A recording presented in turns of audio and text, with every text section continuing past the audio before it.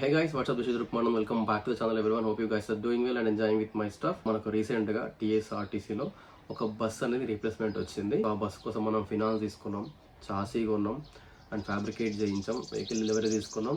దాని తర్వాతకి next procedure వచ్చేసి వెహికల్ని రిజిస్ట్రేషన్ చేయించాలి. ఆ రిజిస్ట్రేషన్ చేయించిన తర్వాతకి ఆర్ఎం ఇన్స్పెక్షన్ ఉంటుంది. దాని తర్వాతకి రూట్ పర్మిట్లు, పేపర్ వర్క్లు అన్నీ అయిపోయిన తర్వాతకి అప్పుడు మన వెహికల్ వచ్చేసి రోడ్ మీద తిప్పడానికి కంప్లీట్గా ఎలిజిబుల్ అవుతుంది. ఇది చాలా పెద్ద ప్రాసెస్. ఫినాన్స్ నుంచి స్టార్ట్ చేసి అండ్ రోడ్ ఎక్కేదాకా అన్ని పనులు తొందరగా విత్ ఇన్ టైంలో అయిపోతే మనకు మినిమం 60 days టైం పడుతుంది, లేదంటే 90 days దాకా టైం పడుతుంది. అండ్ మనకు ఆర్టీసీ వాళ్ళు కూడా 90 days టైం ఇస్తారు వెహికల్ని తీసుకొచ్చి ఇక్కడ పెట్టడానికి. ఆ రూల్స్ అనేవి చాలా వరకు మారిపోయినాయి అండ్ ఒకప్పటిలాగా లేదు. ఆర్టీసీ 90 days లోపల వెహికల్ తెచ్చి పెట్టాలని చెప్పి ఒకప్పుడు చెప్పేది, కానీ ఇప్పుడు అది మారిపోయింది. అంటే విత్ ఇన్ 45 days లోపు మనం చాసీ కొన్నామని చెప్పేసి వాళ్ళకి ఒక ఇన్వాయిస్ ప్రొవైడ్ చేయాలి. ఇఫ్ ఇన్ కేస్ ప్రొవైడ్ చేయకపోతే మన టెండర్ క్యాన్సిల్ అయిపోతుంది. సో ఇలాంటి కొత్త రూల్స్ అని వచ్చినాయి. సో వీటి గురించి మనం తర్వాత మాట్లాడుకుందాం. వెహికల్ని అఫీషియల్గా January 26 రోజు డెలివరీ తీసుకున్నాం. అంటే రిపబ్లిక్ డే రోజు డెలివరీ తీసుకున్నాం వెహికల్ని. అంటే వెహికల్ అంటే ఇక్కడ చాసీస్, బస్సు కాదు. అంటే అంతకన్నా 2 days ముందు మనం టీఆర్ తీసుకున్నాం, ఇన్సూరెన్స్ తీసుకున్నాం. సో ఈ రెండు తీసుకోగానే మన వెహికల్ అనేది అశోక్ లేలాండ్ యాడ్ ఉందో అక్కడ నుంచి బయటకు వెళ్ళిపోవడానికి మన వెహికల్ అనేది ఎలిజిబుల్ అవుతుంది. అక్కడ నుంచి వెహికల్ ని బాడీ ఫ్యాబ్రికేటర్ దగ్గరికి మేము షిఫ్ట్ చేసాము. సో మన వెహికల్ ని ఫ్యాబ్రికేట్ చేసిన బాడీ ఫ్యాబ్రికేటర్ వచ్చేసి శ్రీదేవి ఇండస్ట్రీస్ వాళ్ళు. ఈ బాడీ ఫ్యాబ్రికేటర్స్ అందరూ వచ్చేసి మనకు జీడిమెట్లలో ఉంటారు. బాడీ ఫ్యాబ్రికేటర్ దగ్గరికి January 26 కి మన వెహికల్ వెళ్ళిన తర్వాతకి వెహికల్ ని విత్ ఇన్ 30 days లోపల February 29th లోపు ఇస్తా అని చెప్పేసి ఒక లెటర్ హెడ్ మీద రాసి ఇచ్చారు. సార్ చెప్పినట్లే సార్ మనకు February 27 వరకు వెహికల్ ని కథం పట్టి ఇచ్చేస్తుండే శ్రీనివాస్ సార్. March 2 రోజు మేము వెహికల్ డెలివరీ తీసుకున్నాం. March 2 డెలివరీ ఎందుకు తీసుకున్నాం అనేది ఇక్కడ పాయింట్. ఈ బస్సులు కొనేటప్పుడు ఈ బస్సులు ఎలా ప్లాన్ చేసుకోవాలి అని అంటే చాసీ ఎప్పుడైనా కొనాలి. రిజిస్ట్రేషన్ ని మాత్రం ప్రతి క్వార్టర్ లో లాస్ట్ మంత్ లో ఉండేటట్లు చూసుకోవాలి. అలా ఎందుకు చేయాలి అనే దాని గురించి మనం ఇప్పుడు మాట్లాడదాం. యాక్చువల్ మనకు రోడ్ ట్రాన్స్పోర్ట్ డిపార్ట్మెంట్ లో ట్యాక్స్ నామ్స్ ఎలా ఉంటాయంటే ఎవ్రీ క్వార్టర్ ట్యాక్స్ ఉంటుంది. అంటే జనవరి, ఫిబ్రవరి, మార్చ్ ఒక క్వార్టరు, సో ఏప్రిల్, మే, జూన్ ఒక క్వార్టరు, జూలై, ఆగస్ట్, సెప్టెంబర్ ఒక క్వార్టరు, అక్టోబర్, నవంబర్, డిసెంబర్ ఒక క్వార్టరు. సపోజ్ ఈ బస్సుని జనవరి రిజిస్ట్రేషన్ తీసుకెళ్తే మనం జనవరి ట్యాక్స్ కట్టాలి, ఫిబ్రవరి ట్యాక్స్ కట్టాలి అండ్ మార్చ్ ట్యాక్స్ కట్టాలి. మనకు ఈ వెహికల్ కి ట్యాక్స్ ఎలా ఉంటుంది అంటే సీట్ కి 500 రూపీస్ ట్యాక్స్ ఉంటుంది. సో ఈ వెహికల్ లో మొత్తం 55 సీట్స్ ఉన్నాయి. 55 × 5 27,000 రూపీస్, 500. సో మనకు 3 months ట్యాక్స్ వచ్చేసి 27,500 రూపీస్. ఈ 27,500 ని 3 parts గా డివైడ్ చేసి ఈచ్ మంత్ కింద అని చెప్పేసి ఉంటుంది. అదే ఇఫ్ ఇన్ కేస్ మనం వెహికల్ ని జనవరిలో రిజిస్ట్రేషన్ తీసుకెళ్తే అప్పుడు మనం 3 months ట్యాక్స్ కట్టాలి. అంటే 27,500 రూపీస్ కట్టాలి. మనం వెహికల్ ఫిబ్రవరిలో డెలివరీ తీసుకొని ఫిబ్రవరిలో రిజిస్ట్రేషన్ తీసుకెళ్ళినాం అనుకోండి, అప్పుడు మనం 2 months ట్యాక్స్ కట్టాలి, ఫిబ్రవరిది అండ్ మార్చ్ది. అదే మనం వెహికల్ని మార్చ్లో తీసుకెళ్ళినాం అనుకోండి, ఓన్లీ మార్చ్ మంత్ ట్యాక్స్ మాత్రమే కట్టాలి. మీకు అర్థమైంది అనుకుంటా మేము మార్చ్లోనే ఎందుకు డెలివరీ తీసుకున్నాం అని చెప్పేసి. అంటే మనం వెహికల్ డెలివరీని అలా ప్లాన్ చేసుకోవాలని చెప్పి చెప్తున్నా. మీకు if in case vehicle urgency ఉంటే మీరు ఏ విధంగా ప్రొసీడ్ అవ్వచ్చు. చాసీ డెలివరీ తీసుకున్నది జనవరిలో చాసీ డెలివరీ తీసుకున్నాం. బస్సుని మొత్తం ఫ్యాబ్రికేట్ చేసిన తర్వాతకి మార్చ్లో డెలివరీ తీసుకున్నాం. మరి సో యాక్చువల్గా ఇక్కడ ఆర్టీఏ వాళ్ళు టెంపరీ రిజిస్ట్రేషన్ అయిన డేట్ని కన్సిడర్ చేస్తారా, బాడీ బయటకు వచ్చిన డేట్ని కన్సిడర్ చేస్తారా అంటే బాడీ ఫ్యాబ్రికేట్ అయ్యి బస్సు ఎప్పుడైతే బాడీ ఫ్యాబ్రికేటర్ ప్లేస్ నుంచి బయటకు వస్తుందో ఆ డేట్ని కన్సిడర్ చేస్తారు. మరి ఆ డేట్ మనకి ఎలా తెలుస్తుంది అని అంటే బాడీ ఫ్యాబ్రికేటర్ మనకు డెలివరీ ఇస్తున్నప్పుడు అంటే మనం ఆయనకు పేమెంట్ చేసినట్లు, మన పేమెంట్ ఏం పెండింగ్ లేనట్లు, వాటి స్టాండ్స్ ప్రకారం మేము ఫ్యాబ్రికేట్ చేసాము అని చెప్పినట్లు కొన్ని వాళ్ళు డాక్యుమెంట్స్ ఇస్తారు. ఆ డాక్యుమెంట్స్ మీద మన బస్సు యొక్క డెలివరీ డేట్ ఉంటుంది. ఆ డెలివరీ డేట్ ని బట్టి వీళ్ళు ఇక్కడ ట్యాక్స్ ని లాగిన్ చేస్తారు. యాక్చువల్ గా మేము వెహికల్ రిజిస్ట్రేషన్ అప్పుడు చాలా స్ట్రగుల్స్ ఫేస్ చేసాము. ఆ స్ట్రగుల్స్ ఏంది అనే దాని గురించి మనం ఇప్పుడు మాట్లాడుకుందాము. మా గద్వాల్లో మొత్తం 5 బస్సులు రిప్లేస్మెంట్ అయినాయి. ఈ 5 బస్సులల్లో ఫస్ట్ చాసీ తీసుకొని ఫ్యాబ్రికేట్ చేసుకొని వచ్చిన బస్సు మా బస్సు అనమాట. సో రాగానే ఏమైందనంటే మా గద్వాల్లో ఆర్టీఓ సార్ వాళ్ళు లేరు. యాక్చువల్గా మాకు అంటే పక్కనున్న ఆర్టీఏ సార్ వాళ్ళు వస్తున్నారు. ఏమైనా హెవీ వెహికల్స్ ఉన్నా, కమర్షియల్ వెహికల్స్ ఉన్నా సో వాటికి చేసి వెళ్ళిపోతారు అనమాట. అండ్ అలాగే ఇక్కడ కొత్త స్టాఫ్ వచ్చారు. సో వాళ్ళు ఎప్పుడు బస్సులకు చేసినట్లు లేరు. వాళ్ళు టీఆర్ డేట్ ని కన్సిడర్ చేశారు. అంటే అందులో కూడా తప్పు లేదు. ఎందుకనంటే వాళ్ళు ఏమనుకున్నారంటే ఈ వెహికల్ ని రెడీమేడ్ గా అమ్ముతారు అనుకున్నారు. కానీ ఈ వెహికల్ రెడీమేడ్ గా అమ్మరు. ఫస్ట్ మనం చాసీ పర్చేస్ చేస్తాం, దాని మీద బాడీ ఫ్యాబ్రికేట్ చేస్తాం. ఫ్యాబ్రికేట్ చేసిన తర్వాతకి ఈ వెహికల్ అనేది బయటకు వస్తుంది. అంటే ఈ వెహికల్ చాసీ కొన్నప్పుడు దీని మీద సీట్లు అనేవి ఉండవు. సో అప్పుడు మనం ట్యాక్స్ కట్టాల్సిన అవసరం లేదు.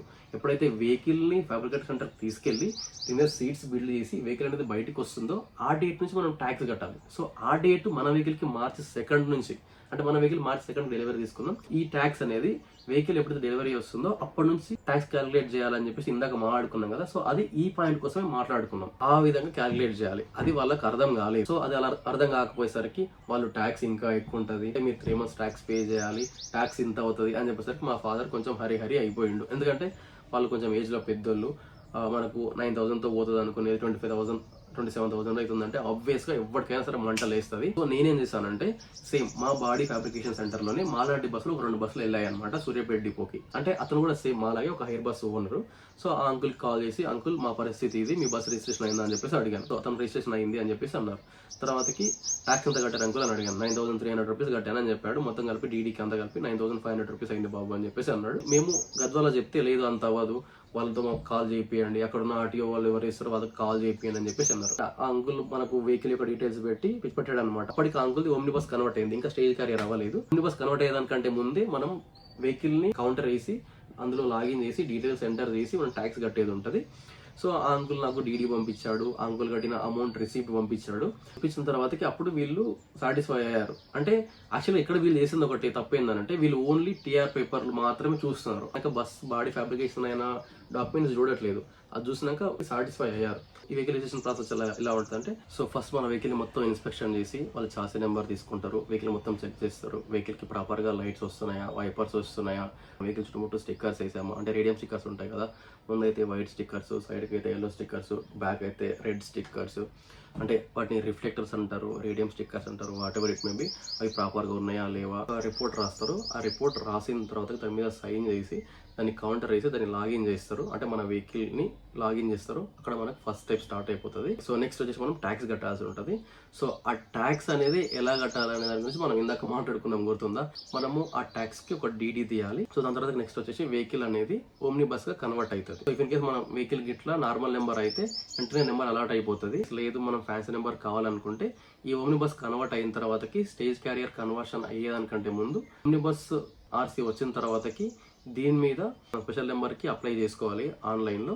50,000 rupees numbers, 30,000 rupees numbers, 20,000 rupees number, 10,000 rupees numbers ఉంటాయి. సో ఈ నెంబర్స్ కాకుండా ఇంకా ఏ నెంబర్ అయినా మనకు 5,000 రూపీస్ అవుతుంది, ప్లస్ ఎక్స్ట్రా జిఎస్టీ, మొత్తం 5,125 రూపీస్ అవుతుంది. అయితే మన వెహికల్ మనకు స్పెషల్ నెంబర్ అలాట్ అయిందో దాన్ని తీసుకెళ్ళి అక్కడ చూపిస్తే మన ఓమ్నీలో ఈ నెంబర్ ఎంటర్ చేసి తర్వాత దాన్ని స్టేజ్ క్యారియర్ కన్వర్షన్ స్టార్ట్ చేస్తారు. ఇవన్నీ కావాలంటే మన వెహికల్కి ఇన్సూరెన్స్ కావాలి. సో ఈ ఇన్సూరెన్స్ అనేది మనకు వెహికల్ టీఆర్ నెంబర్ జనరేట్ చేసినప్పుడే చాసీకి చేసి ఇస్తారు. స్టేజ్ క్యారియర్ రిజిస్ట్రేషన్ అయిపోయిన తర్వాతకి ఈవినింగ్ కల్లా ఆర్సీ ఇచ్చేస్తారు. అప్పుడైతే స్టేజ్ క్యారియర్ ఆర్సీ మన చేతిలోకి వస్తుందో అప్పుడు మనం మన వెహికల్ ని రీజనల్ మేనేజర్ దగ్గరికి తీసుకెళ్లి ఇన్స్పెక్షన్ చేసుకోవడానికి మనం ఎలిజిబుల్ అవుతాము. ఈ ఇన్స్పెక్షన్ కంటే ముందు ఇందాక చెప్పినట్లు స్టేజ్ క్యారియర్ ఆర్సీ అండ్ అలాగే వెహికల్ యొక్క ఇన్సూరెన్స్. సో ఈ ఇన్సూరెన్స్ ఎలా ఉండాలంటే మనం చాసీ ఉన్నప్పుడు ఓన్లీ ఇంజన్ నెంబర్ మీద, చాసీ నెంబర్ మీద మాత్రమే మనకి ఇన్సూరెన్స్ ని ఇష్యూ చేస్తారు. మనం వెహికల్ ని ఇన్స్పెక్షన్ తీసుకెళ్తున్నప్పుడు ఆ engine number, chassis number place లో ఖచ్చితంగా మన వెహికల్ రిజిస్ట్రేషన్ నెంబర్ ని అప్డేట్ చేయించుకొని ఇన్సూరెన్స్ తీసుకెళ్ళాలి. అంటే మన వెహికల్ ని ఏ విధంగా ఇన్స్పెక్షన్ చేయాలని చెప్పేసి ఒక చెక్ లిస్ట్ ఇస్తారు. ఆ చెక్ లిస్ట్ తీసుకొని డివిఎం మేడం దగ్గరికి వెళ్తే మేడం ఖాళీగా ఉంటే మేడం చేస్తారు. ఇఫ్ ఇన్ కేసు లేదంటే అక్కడ ఉన్న ఎంఎఫ్ గారు ఎవరో ఒకరు ఉంటారు, సో వాళ్ళు చేస్తారు. బాడీ ఫ్యాబ్రికేటర్స్ ఎగ్జాక్ట్ గా ఆర్టీసీ వాళ్ళ నామ్స్ ప్రకారమే ఫ్యాబ్రికేట్ చేస్తారు. ఆర్టీసీ వాళ్ళు ఏ విధంగా చెక్ చేస్తారు అని అంటే ఈ రాడ్ థిక్నెస్ ఎంత ఉంది, ఈ పైప్ థిక్నెస్ ఎంత ఉంది, నీ రూమ్ అని ఉంటుంది, సీట్ ఉంది కదా, ఈ సీట్ నుంచి ఇక్కడ దాకా ఉండే ప్లేస్ ఎంత ఉంది, అండ్ ఈ సీట్ ఎక్కడైతే ఇక్కడ కింద ఫిక్స్ అయిందో అండ్ ఇక్కడ నుంచి ఇక్కడ దాకా ఎంత డిస్టెన్స్ ఉంది, అలా చేతులు పట్టుకుంటాం కదా, దీని డయామీటర్ ఎంత ఉంది, ఈ ఆర్మ్ స్లింగ్స్ అనేవి పర్ఫెక్ట్ ఉన్నాయా లేవా, సో ఇవన్నీ వాళ్ళు చెక్ చేస్తారు. అండ్ దాంతోపాటు మన వెహికల్లో మొత్తం ఎన్ని స్పీకర్స్ ఉన్నాయి అండ్ స్పీకర్ యొక్క బ్రాండ్ ఏంది, అండ్ దాని తర్వాతకి మొత్తం ఎన్ని బజర్స్ ఉన్నాయి, ఎన్ని లైట్స్ ఉన్నాయి, సో ఇవన్నీ వాళ్ళు చెక్ చేస్తారు. అంటే మళ్ళీ ఇక్కడ ఆర్టీఓ వాళ్ళు చెక్ చేసినట్టు వీళ్ళు కూడా అక్కడ టర్న్ సిగ్నల్స్ పడుతున్నాయా లేదా, లైట్స్ పడుతున్నాయా లేదా, హజర్ లైట్స్ పడుతున్నాయా లేదా, అండ్ బజర్ వస్తుందా లేదా, అండ్ మనకు లోపల కూడా బజర్ ఉంటుంది, అండ్ పవర్ సాకెట్స్ పనిచేస్తున్నాయా లేదా, సో ఇవన్నీ వాళ్ళు చెక్ చేస్తారు. బ్యాటరీ కంపార్ట్మెంట్ ఎలా ఉంది, లగేజ్ కంపార్ట్మెంట్ ఎలా ఉంది, and luggage booth or boot space or luggage box ఇది ఎలాగుంది, అండ్ మనకు ఇవన్నీ నార్మల్గానే ఉంటాయి. అండ్ ఫైనల్గా వచ్చేసి వెహికల్కి వాటర్ టెస్ట్ చేస్తారు. సో యాక్చువల్గా చాలా వరకు వెహికల్స్ ఈ వాటర్ టెస్ట్లోనే ఫెయిల్ అవుతాయి. సో మేబీ పైన వాటర్ టెస్ట్ అనేది సక్సెస్ అవ్వచ్చు, కాకపోతే డ్రైవర్ డోర్ దగ్గర అండ్ ఎమర్జెన్సీ డోర్ దగ్గర మాత్రం ఫెయిల్ అయ్యే ఛాన్సెస్ ఉంటాయి. సో ఈ విధంగా మనకు ఆర్ఎం ఇన్స్పెక్షన్ అనేది అయిపోతుంది.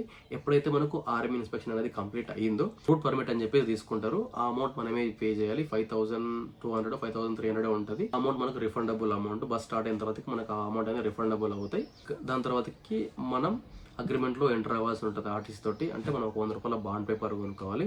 ఆ 100 రూపాయల బాండ్ పేపర్ బస్సు ఎవడి పేరు మీద ఉందో వాడు మాత్రమే పర్చేజ్ చేయాలి. ఇదంతా అయిపోయిన తర్వాతకి నెక్స్ట్ మనం బస్సుని రోడ్ మీదకి ఎక్కించేయాలి. మన బస్సు ఇప్పుడు ఈ ప్రొసీజర్ అంతా దాటుకుని వచ్చింది. సో నేను ఇందాక చెప్పాను కదా, సో ఈ లాగిన్ చేయడానికి కొంచెం వాళ్ళకి ప్రాబ్లం అయిందని చెప్పేసి, ఒకటి అక్కడ వచ్చిన పర్సన్ కొత్తగా వచ్చి ఉండాలి, లేదంటే వచ్చిన పర్సన్ అనే అతను ఈ బస్సులు ఫస్ట్ టైం చేస్తూ ఉండాలి. అలాంటి సిచ్యువేషన్స్లో మాత్రమే ఇలాంటి స్ట్రగుల్స్ ఫేస్ చేస్తాం. ఇంకా రిమైనింగ్ 4 వెహికల్స్ వచ్చేది ఉంది కదా, ఆ వెహికల్స్కి వర్క్ అనేది చాలా ఫాస్ట్గా అయిపోతుంది. ఎందుకనంటే అక్కడున్న పర్సన్స్ ఆల్రెడీ మా వెహికల్స్ని రిజిస్ట్రేషన్ చేసి ఉన్నారు కాబట్టి వాళ్ళకు ఒక ఎక్స్పీరియన్స్ ఉంటుంది. ఇప్పుడు ఫాస్ట్గా అయిపోతాయి. ఈ రిజిస్ట్రేషన్ ప్రాసెస్ అనేది ఏ విధంగా ఉంటుంది అంటే, ఆర్టీసీ వెహికల్స్కి ఒకలాగా ఉంటుంది, మన వెహికల్స్కి ఒకలా, అంటే హైర్ వెహికల్స్కి ఒకలాగా ఉంటుంది.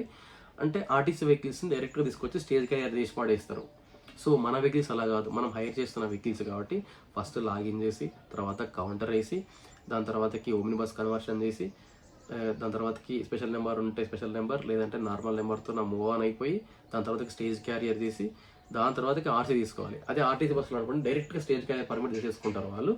సో అంటే అవి కంప్లీట్గా ఆ సంస్థకు అంకితం ఇంకా బస్సులు. కానీ మనకేందంటే మన వెహికల్ ఆర్టీసీలో ఎక్స్ప్రెస్ బస్ అయితే ఇప్పుడు 8 ఇయర్స్ ఉంటుంది, 40,000 బస్ అయితే ఇప్పుడు 10 ఇయర్స్ ఉంటుంది, మెట్రో ఎక్స్ప్రెస్ బస్ అయితే 10 ఇయర్స్, అండ్ సిటీ ఆర్డినరీ అయితే 12 ఇయర్స్ ఉంటుంది. సో ఈ టైం పీరియడ్ తర్వాత మనం వెహికల్ని ఆర్టీసీ నుంచి టర్మినేట్ చేసి, అంటే ఆర్టీసీకి ఎట్మోస్ ఇచ్చి టర్మినేట్ చేసి మనం వెహికల్ బయట అమ్ముకుంటాం, లేదంటే బయట తిప్పుకుంటాం. సో ఇది మన చాయిస్ కాబట్టి, సో దీనికి కొంచెం ఈ కన్వర్షన్ ప్రాసెస్ అనేది ఉంటుంది. సో ఇదనమాట ఈ రోజు video. If you guys like the video, please like, share, subscribe my channel. This is Rukman signing off. Bye bye, take care, see you in the next video.